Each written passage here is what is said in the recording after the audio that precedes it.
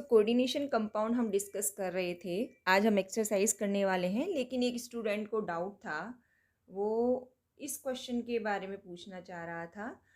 तो मैं बता देती हूँ। पहली बात तो आपको यहाँ पे एक करेक्शन करना है कि यहाँ पे जो +3 चार्ज आपको दिख रहा है, this is not +3, this is +2। निकल का ये जो हेक्सा अमाइन कॉम्प्लेक्स होता है, ये +2 फॉर्म में होता है, निकल +3 नहीं बनाता है। इसका जो कलर होता है वो वायलेट होता है।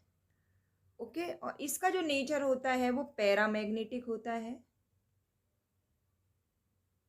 इसमें 2 अनपेयर्ड इलेक्ट्रॉन्स होते हैं और इसमें sp3d2 हिब्रिडाइजेशन होता है। आप देख सकते हैं यहाँ पे Ni+2 स्टेट में है, तो इसमें जो इलेक्ट्रॉन्स रहेंगे वो होंगे 3d8। ओके, सो 3d8 में आप देख सकते हैं इस तरीके से इसके पास 5 अनपेयर्ड इलेक्ट्रॉन होंगे, सॉरी 2 होंगे, 1 2 3 4 5 6 7 एंड 8। तो यहाँ पे इसके पास 2 अनपेयर्ड इलेक्ट्रॉन होने की वजह से इसका नेचर पैरामैग्नेटिक होगा।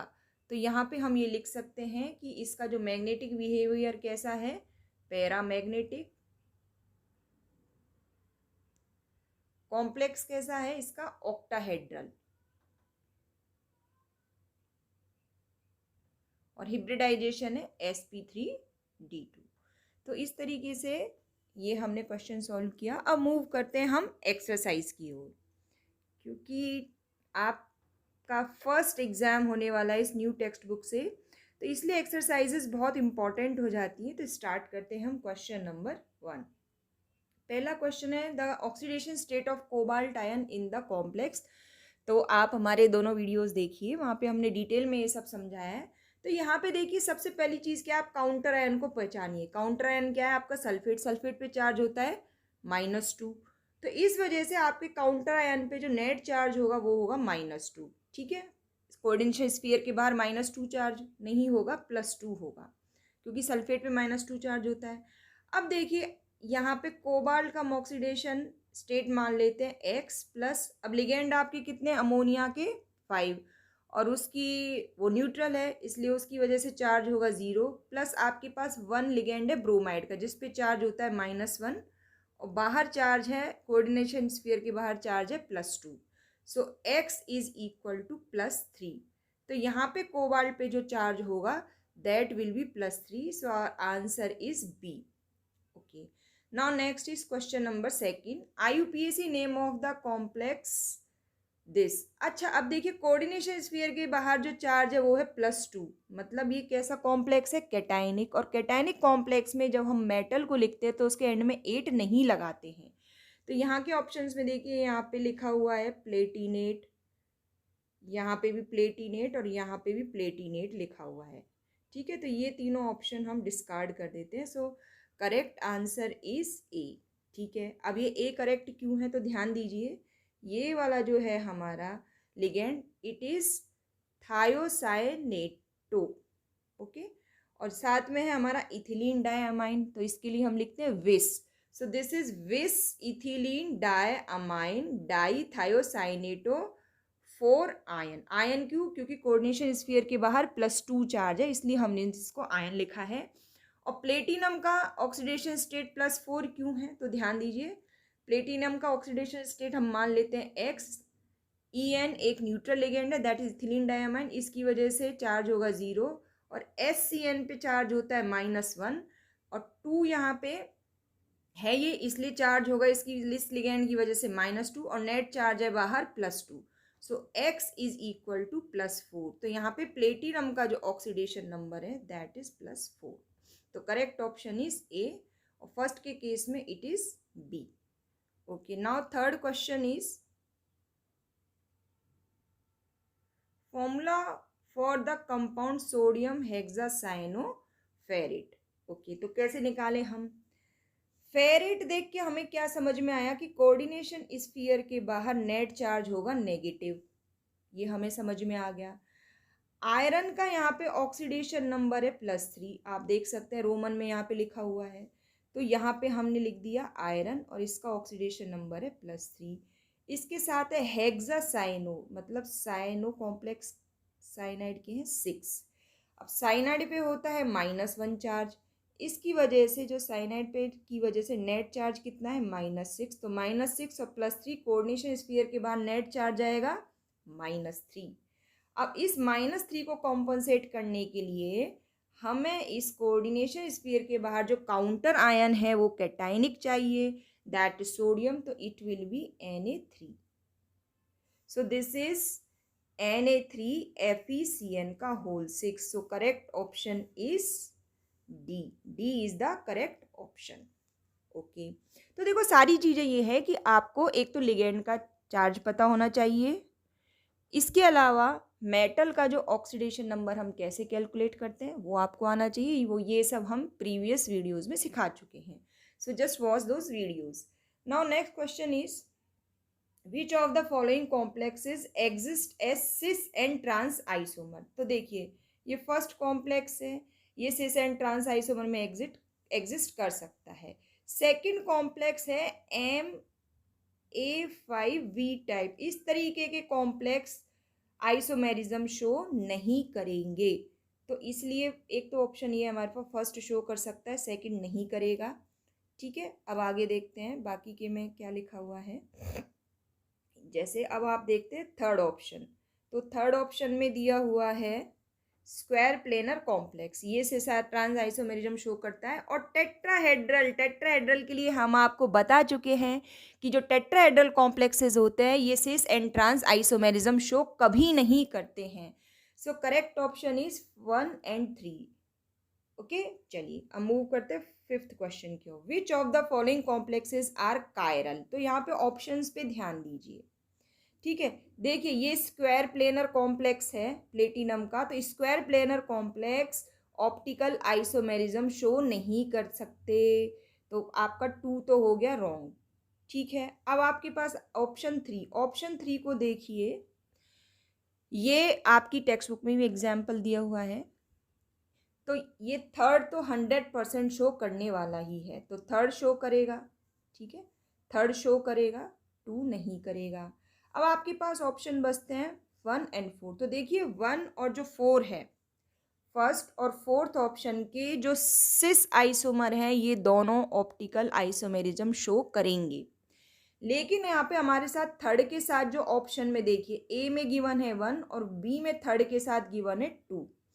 अब 2 तो करता ही नहीं है ना, इसीलिए हम ये कह सकते हैं कि यहाँ पे जो हमारा करेक्ट ऑप्शन है वो है हमारा फर्स्ट एंड थर्ड। ठीक है, तो फर्स्ट एंड थर्ड 100% शो करेंगे, 2 नहीं करेगा, तो बी और डी को हम डिस्कार्ड कर सकते हैं। लेकिन जो सी वाला ऑप्शन है ना, इस सी में प्रॉब्लम क्या है कि इनके जो ट्रांस आइसोमर है ये ऑप्टिकल आइसोमेरिज्म शो नहीं करेंगे, इनके सिर्फ सिस करेंगे। तो इसीलिए देखिए ऑप्शन सी करेक्ट तब होता जब इन्होंने इनके साथ सिस लिखा होता, तो इसलिए हमारा यहाँ पे हम मानेंगे जो सबसे करेक्ट ऑप्शन है इन चारों में वो है A. So this is the answer of fifth. So the question is on the basis of CFT predict the number of unpaired electron on this complex. तो पता कर लेते, तो इसके लिए पहले आपको ये पता होना चाहिए कि क्रोमियम का ऑक्सीडेशन नंबर क्या है। So it is X + 6 fluoro ions हैं, तो -6 इज इक्वल टू -3। तो यहाँ पे जो क्रोमियम का ऑक्सीडेशन नंबर है दैट इज +3। तो यहाँ हमने देखा क्रोमियम का ऑक्सीडेशन नंबर है +3, तो +3 स्टेट में इसका जो इलेक्ट्रॉनिक कॉन्फ़िगरेशन होगा इट विल बी 3d3, क्योंकि इलेक्ट्रॉनिक कॉन्फ़िगरेशन क्रोमियम का क्या होता है, इट इज़ 3d5 4s1। तो अगर 3 इलेक्ट्रॉन निकल जाएंगे तो इट विल बी 3d3। तो 3d3 होने के केस में T2G में कितने अनपेयर्ड इलेक्ट्रॉन रहेंगे, T2G और EG में T2G में रहेंगे 3 unpaired electron. So that's why the number of unpaired electron present in T2G orbital will be 3. So correct option is 3. So next is when an excess of AgNO3 is added to the complex 1 mole of AgCl is precipitate, the formula of the complex is। तो देखिए यहाँ पे ये जो है ना 1 mole of AgCl is precipitate, इससे हमें ये क्लियर हो जाता है कि जो आयोनाइजेशन स्फीयर है उसमें 1 क्लोराइड आयन है, ये चीज़ एकदम क्लियर है। और हम जानते हैं कोबाल्ट ऑक्टाहेड्रल कॉम्प्लेक्स बनाता है। तो इन चारों ऑप्शंस में आप देख सकते हैं ए ऑप्शन ही करेक्ट है, बी रॉन्ग है, क्योंकि इस केस में देखिए कोबाल्ट के साथ ओनली 5 लिगेंड ही जुड़े हुए हैं, तो ये तो कॉम्प्लेक्स ही रॉन्ग है। और बाहर Cl2 है तो 2AgCl प्रेसिपिटेट होंगे, तो इसलिए बी ऑप्शन रॉन्ग है। सी के केस में आयोनाइजेशन स्फीयर के बाहर क्लोराइड है ही नहीं, तो सी रॉन्ग है। और डी के केस में देखिए बाहर 3 क्लोराइड आयन है तो 3 मोल्स ऑफ AgCl प्रेसिपिटेट होंगे। So correct option is A is और are correct option. So this is COCl2 NH4 का होल फूड। अब देखिए इस कॉम्प्लेक्स में क्या हो रहा है, ये ऑक्टाहेड्रल भी है, अंदर देखिए 6 लिगेंड्स हैं और बाहर 1 क्लोराइड आयन है। So A is the correct option. Yes, next is the sum of coordination number and oxidation number of metal in this complex. तो पहले तो हम कोऑर्डिनेशन नंबर देखते हैं इस मेटल का। तो यहाँ पे देखिए जो ईन है ये बाइडेंटेड लिगेंड है और 2 ईन है, तो इसकी वजह से ईन 2 ईन 4 बॉन्ड बनाएंगे। और ये ऑक्सलेट आयन भी बाइडेंटेड लिगेंड है जो कि 1 है, तो ये भी कितना बनाएगा बॉन्ड 2। तो कोऑर्डिनेशन नंबर कितने हो गए 6। अब हम इसका ऑक्सीडेशन नंबर कैलकुलेट करते हैं। तो मान लीजिए मेटल का ऑक्सीडेशन नंबर है x प्लस ईन है एक न्यूट्रल लिगेंड, तो इसकी वजह से होगा 0 चार्ज। और C2O4 पे होता है -2 चार्ज, ठीक है। और ये इक्वल आएगा। अब देखिए काउंटर आयन है क्लोराइड, क्लोराइड पे -1 चार्ज होता है, तो इसका मतलब कोऑर्डिनेशन स्फीयर पे नेट चार्ज होगा +1, ठीक है। So x is equal to +3। तो ऑक्सीडेशन नंबर कितना है 3। So 6 + 3, coordination number 6, oxidation number 3, so this is equal to 9। So 6 + 3 is equal to 9। तो ये इसका आंसर हो गया। चलिए आगे हम बात करते हैं। आंसर द फॉलोइंग 1 और 2 sentences. So write the formula for tetraammine platinum chloride. तो देखिए पहले तो आप इस तरीके से कोऑर्डिनेशन स्फीयर बना लीजिए और बाहर क्लोराइड लिखा है तो यहाँ हम क्लोराइड लिख देते हैं। चलिए अब लिगेंड के बारे में देखते हैं। हमारा मेटल है प्लेटिनम, तो यहाँ हमने प्लेटिनम लिख दिया। प्लेट तो ये मान लीजिए ये है +2। अब इसके साथ है टेट्राअमाइन, मतलब NH3 कितने हैं। एमाइन की स्पेलिंग पे ध्यान देना बच्चों, यहाँ पे डबल M होता है। NH3 का होल 4, ठीक है। और बाहर है क्लोराइड। अब देखिए ये अमोनिया एक न्यूट्रल लिगेंड है और प्लेटिनम पे चार्ज है +2, तो इसलिए बाहर जो क्लोरीन होंगे वो कितने होंगे 2 होंगे। तो इसका जो स्ट्रक्चर होगा इट इज PT NH3 का होल 4, ये आपका हो गया कोऑर्डिनेशन स्फीयर, और बाहर होगा Cl2 that is ionization sphere. So question 1 is done. Next is predict whether this complex is chiral, right structure of its enantiomer. तो देखिए इसका जो ट्रांस होगा, इसका जो ट्रांस आइसोमर होगा वो ऑप्टिकल आइसोमेरिज्म शो नहीं करेगा, मतलब वो कायरल नहीं होगा। तो कौन होगा, इसका जो सिस आइसोमर होगा इट विल बी कायरल। अब सिस आइसोमर का स्ट्रक्चर आप कैसे ड्रॉ करेंगे, बड़ी आसानी से हम ड्रॉ कर देते हैं। अब देखिए यहाँ पे क्रोमियम पे है +3 चार्ज, तो देखिए पहले तो आप कैसे ड्रॉ करेंगे सिस आइसोमर, ये Cr, ठीक है। ये हमने इसके ये 6 वैलेंसीज 6 बॉन्ड्स बना दिए। तो यहाँ पे हम क्या करते हैं, ये वाला लिख देते हैं En के साथ, और यहाँ पे चलिए ये H2O और ये H2O, और ये बन गया ईन यहाँ पे। तो एक तो आइसोमर, एक तो हो गया इसका ये, और बाहर चार्ज आएगा नेट चार्ज +3, जैसा कि लिखा हुआ है, इस पर आप गलती नहीं कीजिएगा। अब इसी का आपको मिरर इमेज बनाना है, तो मिरर इमेज मैं बना देती हूँ। तो देखिए आप इस तरीके से बॉन्ड बना दीजिए, ठीक है। अब ये बनेगा इस तरीके से, ये जो ईन है ये आ जाएगा यहाँ पे, ओके। और ये H2O आ जाएंगे इस तरीके से, ये H2O, ये H2O, और एक बन जाएगा ईन यहाँ पे, ओके। और बाहर नेट चार्ज क्या आएगा +3। आप ऐसे छोटा सा ब्रैकेट बना के भी बाहर +3 लिख सकते हैं, तो भी वो करेक्ट माना जाएगा। तो ये हो गए इसके एनेंशियोमर। तो ध्यान रखिए इसका जो सिस आइसोमर है इट विल बी कायरल, और उसका एनेंशियोमर आपको ड्रॉ करना होगा। टेक्स्ट बुक में इसकी भी प्रैक्टिसेस दी हुई हैं। तो next question is name the Lewis acids and bases in the complex PtCl2NH3 का whole test, diammine dichloroplatinum complex, ठीक है। अब आप जानते हैं कि जो लुईस एसिड्स होते हैं वो मेटल होते हैं क्योंकि इलेक्ट्रॉन डेफिशिएंट्स होते हैं, और बेसेस होते हैं वो होते हैं लाइगेंड्स क्योंकि वो इलेक्ट्रॉन डोनर होते हैं। तो यहाँ पे जो लुईस एसिड है वो है platinum. Okay, Lewis acid is platinum जो किस स्टेट में है, +2 स्टेट में। This is Lewis acid and Lewis bases are the ligands two ammonia and two chloride ions. तो ये बहुत आसान क्वेश्चन है, बहुत आसानी से आप यहाँ पे मार्क्स निकाल सकते हैं। चलिए next question is what is the shape of a complex in which coordination number of central ion is 4।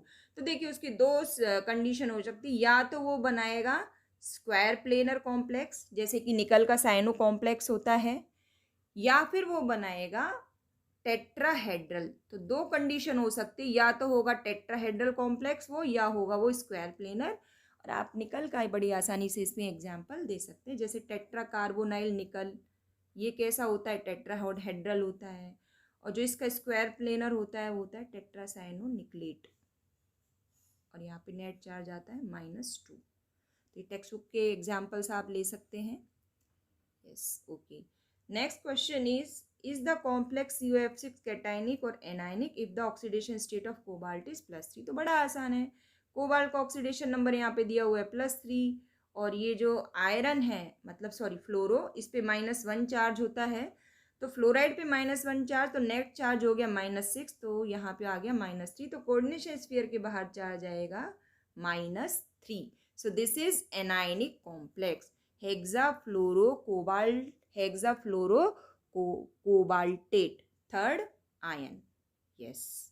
So next is consider these complexes. What type of isomerism these two complexes exhibit? So very simple. This is coordination isomerism. This is structural isomerism or this is coordination isomerism. Next is mention two applications of coordination compound. तो coordination compound के 2 applications बहुत ही आसान हैं।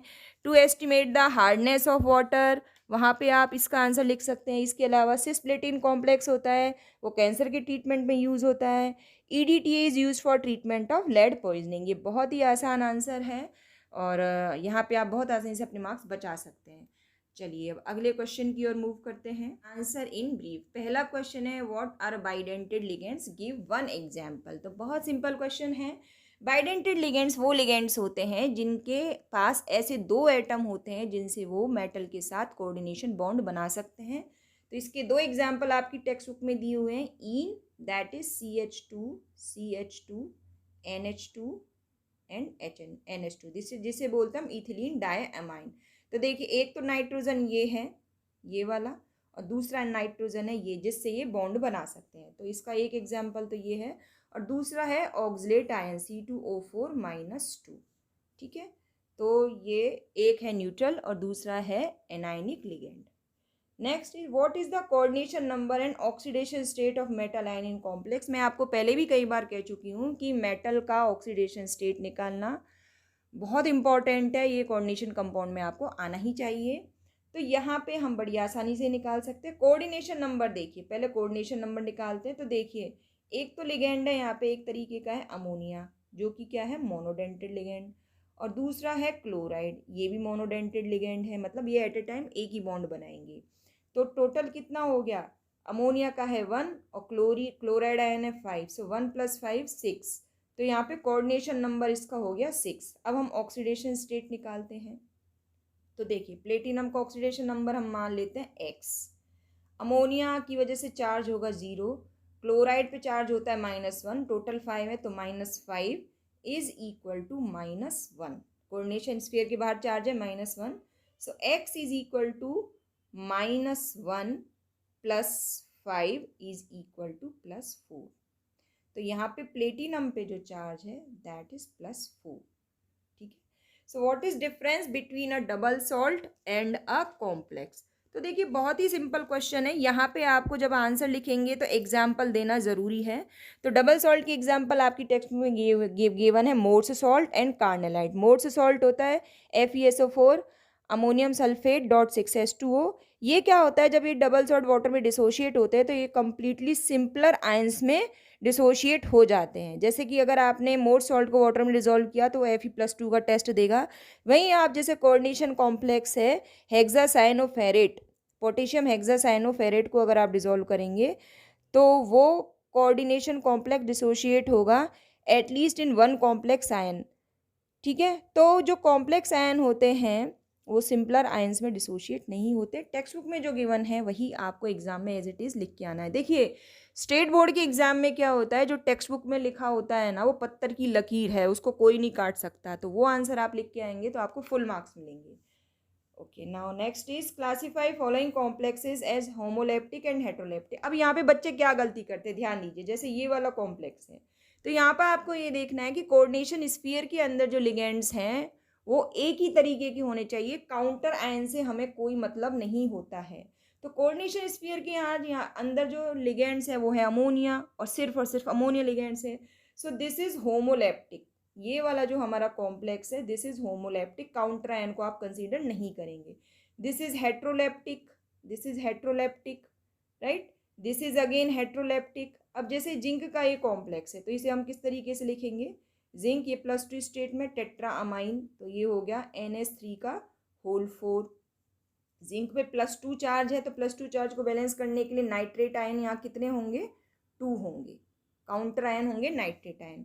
तो यहाँ पे देखिए कोऑर्डिनेशन स्फीयर के अंदर सिर्फ और सिर्फ अमोनिया लिगेंड है, इसलिए ये वाला जो कॉम्प्लेक्स है ये भी कैसा है, होमोलेप्टिक, और ये भी हम होमोलेप्टिक है, और ये हेट्रोलेप्टिक है, और ये भी हेट्रोलेप्टिक है। ओके, तो ये हमारा क्वेश्चन हो गया। आगे हम देखते हैं, right formula for the following complex. तो बड़ी आसानी से लिख सकते हैं हम। देखिए यहाँ पे दिखा है पोटेशियम, ठीक है, और यहाँ पे मुझे प्लेटिनेट देखा, तो प्लेटिनेट देखते ही मेरे दिमाग में क्लिक हो गया कि कोऑर्डिनेशन स्फीयर के बाहर क्या चार्ज होगा, नेगेटिव चार्ज, तो ये एनायनिक कॉम्प्लेक्स है। तो मैंने ये एक ऐसा स्क्वायर ब्रैकेट बनाया और बाहर लिख दिया पोटेशियम। और पोटेशियम के कितने आयंस मुझे लिखना है वो अभी मुझे नहीं पता फिलहाल, ठीक है। तो अंदर है प्लेटिनम का कॉम्प्लेक्स, प्लेटिनेट देखा इसलिए मैंने यहाँ पे प्लेटिनम लिखा। अब प्लेटिनम का ऑक्सीडेशन स्टेट यहाँ पे दिया हुआ है +2, तो दिस इज +2। कितना है, अमोनिया और ट्राईक्लोरो, तो यहाँ पे पहले हमने लिख दिया अमोनिया और ट्राईक्लोरो मतलब Cl3। तो देखिए प्लेटिनम पे चार्ज है +2, 3 क्लोराइड आयन, इनकी वजह से चार्ज होगा -3, तो बाहर नेट चार्ज कितना होगा, +2, और -3 की वजह से होगा -1। तो इसका मतलब इस कॉम्प्लेक्स को हम किस तरीके से लिखेंगे, पोटेशियम प्लेटिनम NH3, ये सिर्फ एक होगा, ट्राईक्लोरो दिस इज Cl3, तो this will be the net complex. ठीक है, प्लेटिनम पे +2 है ना, इसलिए बाहर कोऑर्डिनेशन स्फीयर के बाहर सिर्फ चार्ज आएगा -1। तो ये इस कॉम्प्लेक्स का हो गया, ये आप ये वाला करेक्ट है। Okay, next is dicyano aurate. तो ओरेट देखते ही मुझे लगा कोऑर्डिनेशन स्फीयर के बाहर चार्ज क्या होगा, माइनस, लेकिन कितना होगा, और साथ में आयन लिखा है मतलब कोई काउंटर आयन यहाँ पे गिवन नहीं है। डाइसायनो ओरेट, ओरेट मतलब गोल्ड, AU, डाइसायनो मतलब CN का होल ट्वाइस। औरम का ऑक्सीडेशन नंबर दिया है +1, तो दिस इज +1। साइनाइड पे कितना चार्ज होता है, -1, और 2 साइनाइड आयन है तो -2, तो बाहर नेट चार्ज होगा -1। ठीक है, तो ये होगा आपका AuCN का होल ट्वाइस, और कोऑर्डिनेशन स्फीयर के बाहर चार्ज होगा -1। आज की वीडियो में हम इतना ही डिस्कस करते हैं, बाकी का बचा हुआ पार्ट हम अगली वीडियो में डिस्कस करेंगे, नहीं तो वीडियो बहुत लंबा हो जाएगा और ज़्यादा डिटेल में हम एक्सप्लेन नहीं कर पाएंगे। तो आज हमने यहाँ तक का पार्ट डिस्कस कर दिया है। ये आपके जो भी डाउट्स हैं वो कमेंट सेक्शन में टाइप कीजिए और बेल आइकन को प्रेस कीजिए and press the all button. So thank you for watching.